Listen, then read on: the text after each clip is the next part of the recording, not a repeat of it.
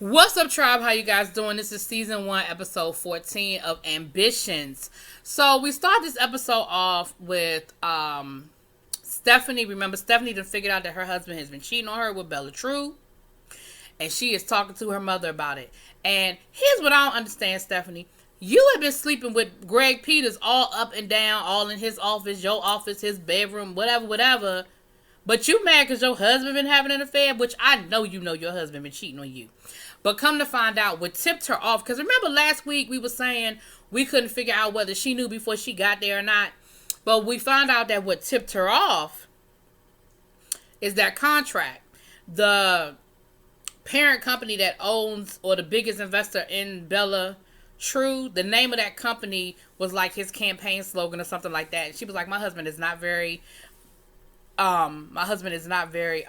creative, so I figured out that he's her investor. She said, and that little rugrat of hers is probably his child for all we know. And she is hot. She told me something, I'm getting a divorce. Her mother was like, hold up now. She said to her mother, she said, you mean to tell me that you would have me stay in a marriage where I'm being disrespected just so that you could have a son-in-law in the Oval Office? Her mother said, wait a minute. What makes you think it's your son-in-law? She said, it's you, Stephanie. It's been you all along. It's been you all along. She said, your father and your husband may not see who you are, but I see who you are. She said, so we're going to make this work for us. But before you make any rash decisions about divorcing and everything, we're going to figure this whole thing out. Stephanie was like, okay, mama. Okay, so then they on the plan. Now, later on in the episode, I'm not dragging that out. Later on in the episode, we see she ends up going back over to Bella's apartment with her contract. And she's still playing cool, honey. And she ends up swiping one of Joaquin's hats for DNA purposes. So she gonna see if this baby is his or not, which I ain't gonna say we know it's his father. We know he thinks that's his child. But on this show, you never know who belonged to who, honey, because we see a couple of other things that went down in this episode. We're gonna get there. So then back over to Titus and Amara's. Remember last week, and I don't know if I put this in my review or not, but last week Amara realized that they were cameras. Now I don't know what tipped her off or made her think that she knew that there were cameras there. I have no idea.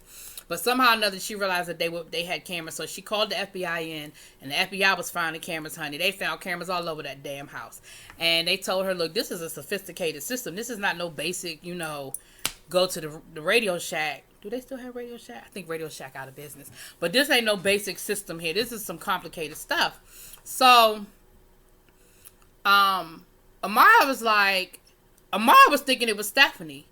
And Titus was like, he said, now what makes you think this is Stephanie? He said, this is too subtle for Stephanie. Like, if Stephanie is coming for us, she coming from us in the front door, not the back. He said, it's Damon. Why? And she was like, I really don't want to think it's him. He was like, why not? Like, why wouldn't you think that this is something that Damon would do? She said, oh, well, if this is Damon, I'm on my way to go give it to him. She said, he comes back to work on Monday, and I'm going to let him have it. He said, Titus was like, no, we got to play this slick. You can't go in there guns a-blazing, and we're going to end up falling right back in his trap like I did the last time. We got to be smarter about this, and we got to be more calculated. We can't walk in the front door. We got to be real smooth with this. So, now while all this is going on, Titus gets a text from the office down at True Floyd. What the? You know what I'm talking about. True Floyd. That don't sound right. Purefoy, thank you, Lord. Down to the Purefoy, he got a text saying the email has gone public. So Stephanie done leaked that email to the public where he is in the email encouraging them to push their drugs in the low income black communities. So it is all over the news. They got the phones are ringing off the hook. The stock investors are calling. Wall Street is upset. Everybody is calling. And of course, the father is like, I don't understand. I sent this email 30 years ago. Like, why is the email that I sent 30 years ago? Why are people tripping over it? And Titus was like, what? Like, they have you on record encouraging the sale of your narcotics to be pushed into the black community. Like, what? How could you think that people are not upset? And the daughter, remember the bratty daughter that seduced Stephanie's daughter last season? Honey, we seeing a whole different side of her because she was on the phone, she was handling it, and she actually had Titus's back.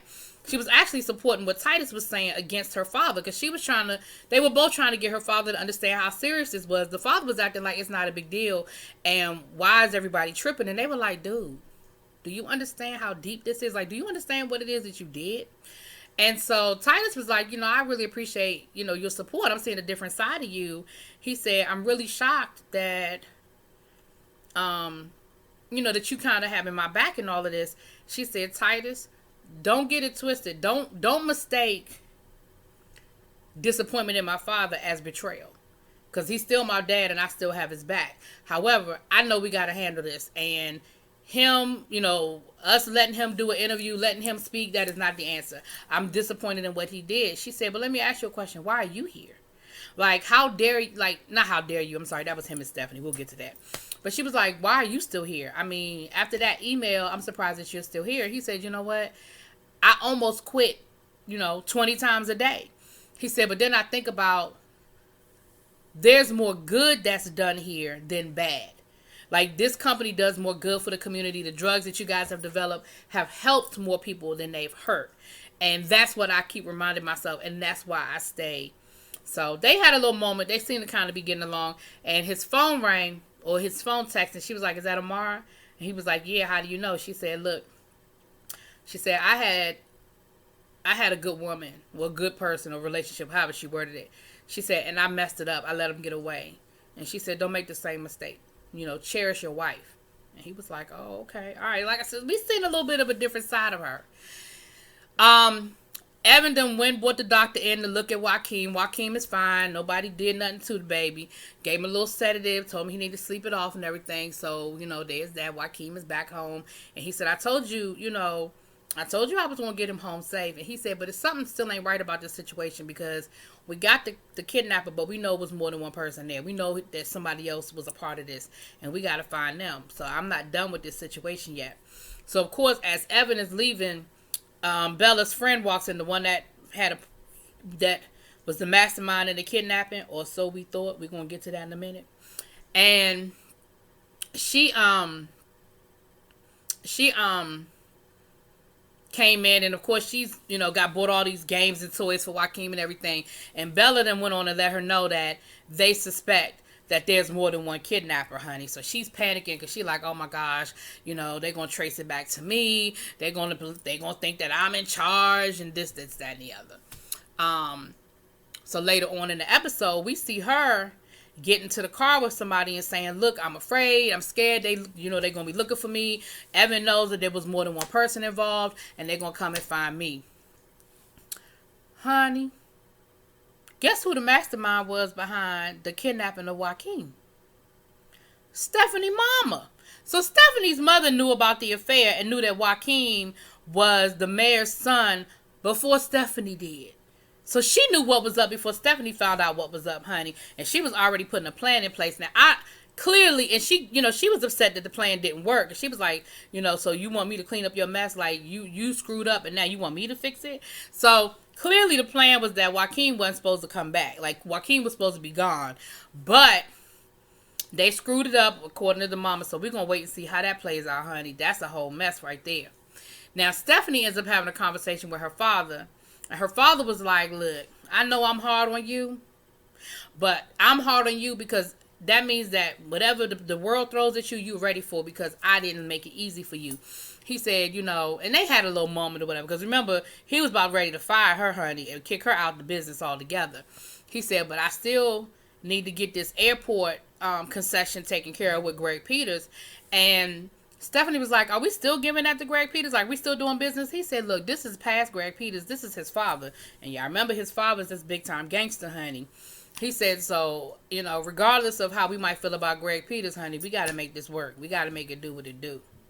Now, Titus then went to confront Stephanie, right? Titus then told Stephanie, look, I know you leaked that email, and I've already filed, a complaint with the bar. You're going to get this bar. You done put yourself in jeopardy over this. And she said, Titus, first of all, I ain't do it, which of course we know she did. She said, but why are you even down here? Like, why are you still working for them? Because, of course, And she said, why are you still cashing their checks? He said, the same reason why you still cashing Greg Peters' checks. A crook is a crook is a crook, right? And so then he says, I think I'm going to divorce Amara. And Stephanie was like, oh, really? Oh, my gosh, I can't believe it. Oh. And, of course, she was just playing it up. She was like, good for you. She said, you finally going to get what you deserve. You are, you're going to be by yourself, which is what you deserve. And he was like, wait a minute, what? He was like, you've been trying to get me in bed since I got to Atlanta. She said, oh, honey, you have not. Did you fool yourself into thinking that it was about you? Did you fool yourself into thinking that I really wanted to be with you? She said, The only reason why I would ever sleep with you again is so I can stick it to Amara. Trust and believe it is all about her, not you. I said, ooh. Now, I don't know if he was telling, I think he was trying to play Stephanie. I think he was trying to get in good with Stephanie. And honey, she busted his bubble all the way open. I said, ooh, Titus, that's not a good look, bruh. Now down to the DA's office or the federal prosecutors, whatever. Amara is with Damon. Damon is back at work, honey. And Amara is playing Damon. She's telling Damon, she's being all nice to him. She apologized to him. She said, I owe you an apology. I'm so sorry. And then she tells them this story about how Titus has become abusive to her ever since the affair. He hasn't been able to forgive her. And he's been doing things, that are just real abusive. And, she's setting him up, honey. She playing him. And he was eating it up. He was all like, oh, I have your back. Just know that I'm here for you. I love you and I support you. And da-da-da-da-da, honey. And he is playing Amara like a daggone fiddle. So,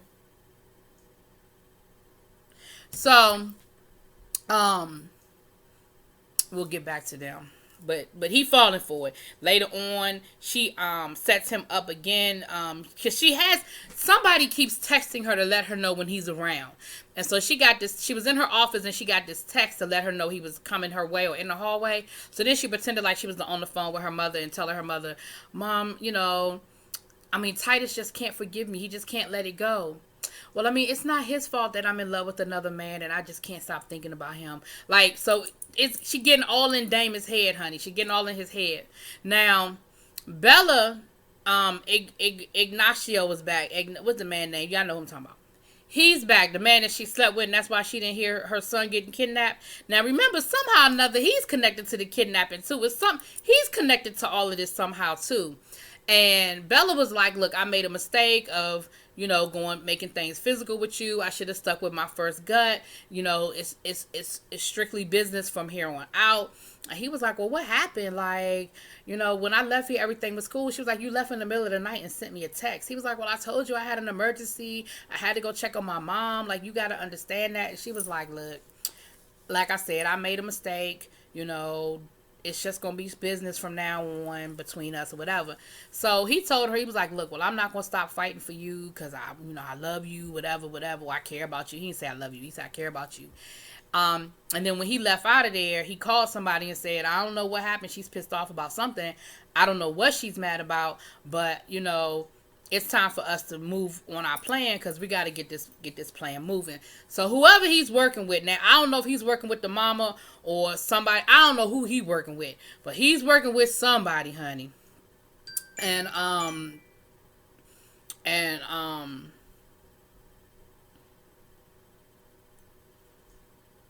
anyway, so something going on with that. We still don't have all those details.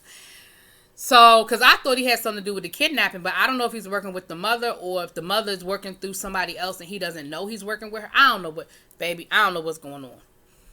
Now, down to Thelma's place. They had the funeral for Senior.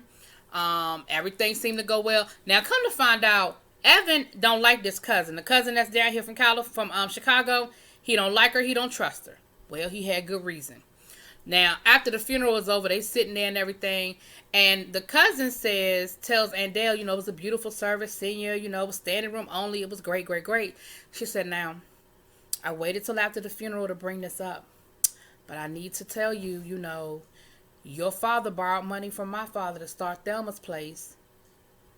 And Dale was like, I never heard that before. She said, $50,000, $50,000 in the 70s. That wasn't no chump change. Hell, quiet as this cat, $50,000 ain't no chump change now. Shit, I don't have it in my bank account. Y'all got $50,000 just sitting in y'all bank account to loan somebody? Child, please. Anyway, so she was like, Dale was like, what? She said, how do I know? She said, how do I know he didn't pay it back? She said, well, I have the promissory note. And she produces this promissory note, honey, that's for $50,000 and it looked all legit. And Dale was like, well, what do you want me to do about it? Like, I don't have that kind of money. She said, the cousin was like, well, I'll tell you what. She said, you know, basically do what you got to do to give me my money. Basically do what you got to do to give me my money. And, you know, y'all know Andale. Andale basically ended up going off on her and telling her, like, I can't believe you did this. I thought you were down here to look out for me. And you really down here trying to get some money. I don't even know if this is legit. So, of course, she went to Evan. And they end up meeting with the cousin. And Evan is like, what is it going to take to get rid of you? And she was like, well, $50,000 compounded over 30 years with inflation. I mean, I figured that to be about $600,000 in 2019 money, but I'll settle for even $500,000. So Evan starts writing out a check. I said, I know he ain't about to write her no check for $500,000. Baby, he wrote her a check for $5,000. She was like, $5,000? What am I supposed to do with $5,000? He said, look, you can take that $5,000. You can go on back to Chicago. Ain't nobody about to give you no $500,000. Like, ain't nobody doing that. Where they do that at? So over to the Carlisle's house, they having family dinner with Evan, Stephanie, and his in-laws. And basically, the father is telling Evan, what's up with this airport, because the airport situation with Greg Peters. Evan was like, I know you don't expect me to still do business with this man. This man killed my father. Are you tripping? Like, are you crazy? Are you dumb? As this, shout out to Remy Ma, are you dumb? And he was like, look, business is business. At the end of the day, you promised this man this airport, what's the thing called? Anyway, you promised it to him, and you gotta, you know, a deal is a deal. You gotta keep your promise. Like, it is what it is. Okay, like, you gotta handle this, because of course, remember, he know what's coming down. If the mayor don't keep his word, he know it's gonna be some whole wrath on their family. So they get to arguing, honey. He ain't hearing it. He cussing out the mama, the daddy, and his wife, honey. He is not here for them today. Now, while all of this is going on, because the father calling them ghetto trash, he gonna turn to the mother and say, "Aren't you glad I saved you from that neighborhood? Aren't you glad I came in and I saved you, honey?" I was like, "Ooh, Lordy." So while this is going on, Andale shows up, and, you know, basically they were like, "Oh, we're glad you changed your mind." She was like, "Yeah, child, I wish I would sit here and have family dinner with y'all." She was like, "Evan, I need to talk to you." Well, they getting ready to have the reading of the father's will. Come to find out, cousin is showing up with her lawyer to the reading of their father's will. So they get to the reading of the will the next day, and their father does acknowledge in the will that he owed this money. And he said that he's going to pay the debt back by giving the daughter shares in Thelma's place that would equal the debt.